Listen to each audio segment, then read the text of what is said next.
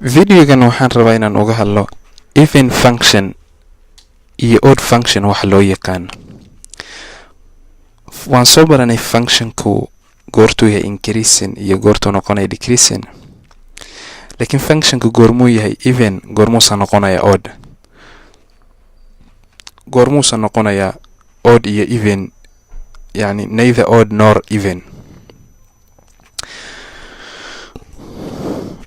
even function iyo odd function waxa lagu kala garanayaa waxyaalahan soo socota.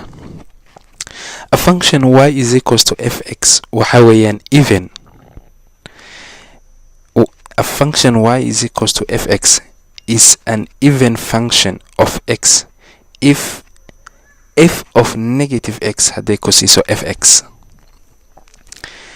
Even function of x waxa an even function functionka wuxuu noqonayaa even markii uu f of negative x ay la mid tahay f of x. u fiirso, f of negative x ay la mid tahay fx. macnaha xta haddii aad negative ka dhigtid haddana aad functionka gelisid, haddii ay ku siiso value la mid a value ku siinaya x markaad gelisid asagoo negative wadan, haddii isku value noqdaan marka waxa weeyaan waa even function. For example, hadda x haddii aan kasoo qaadano x is equals to 1 iyo x is equals to negative 1. functionku hadduu even yahay labada tan waxay ku siinayaan same value, oo x2 haddii ay negative tahay, for example negative 1 haddaan geliyo oo ay noqoto f of negative 1 waxay la mid tahay f of 1. marka waxa weeyaan isku mid ay noqonayaan because functionku waa maxay? waa even. functionkan hadda aan haysano oo aan draw gareeyay y is equals to x squared waxa weeyaan waa even function. hadda dad gelisid meesha negative 1 haddii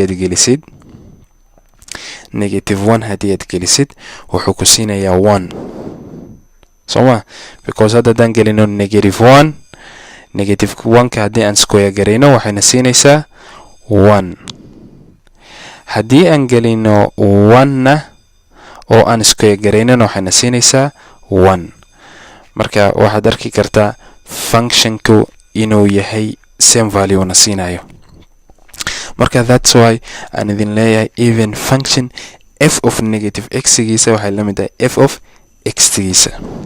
laakiin odd function markii la joogo u fiirso, f of negative x waxay la mid tahay negative f of x. f of negative x xta haddaad negative ka dhigtid marka functionka dhanba value ku siiyo wuxuu noqonayaa negative value. the whole function negative value ayuu ku siinayaa. marka haddii aan tusaaleheeni aan soo qaadano, marka hadda f of 1 markaad joogtid an odd function, hadda functionkeena kanoo kale y is equals to x cubed.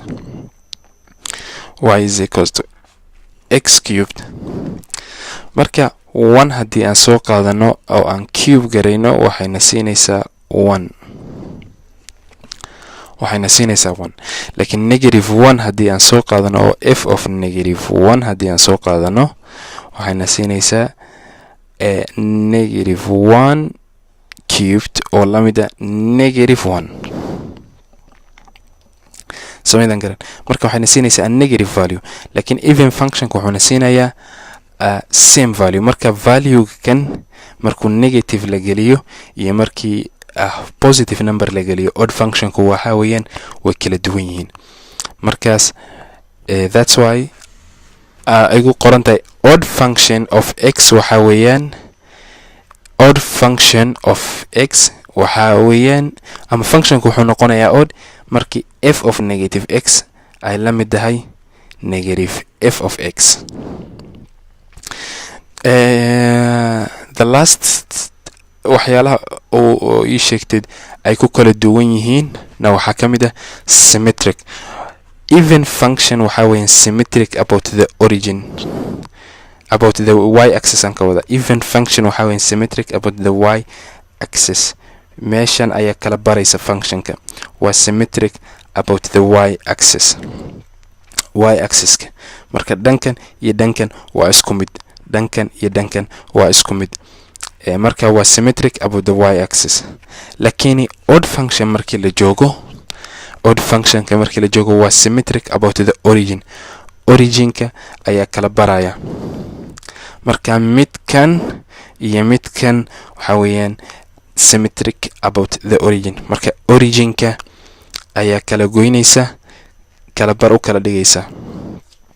marka odd functions waxa weeyaan symmetric about the origin weeyaan, while even functions waxa weeyaan symmetric about the y axis. even function waxa weeyaan markii lagu daro a constant, markii a function even function markii lagu daro a constant, hada sida tan oo kale y is equals to x squared, waxa weeyaan saana isoo goynaysaa, x axis ka meeshaas ay ka jaraysaa kadibna kor ay u kacaysaa. marka y is equals to x axis weeyaan, y is equals to x squared aan ka wada.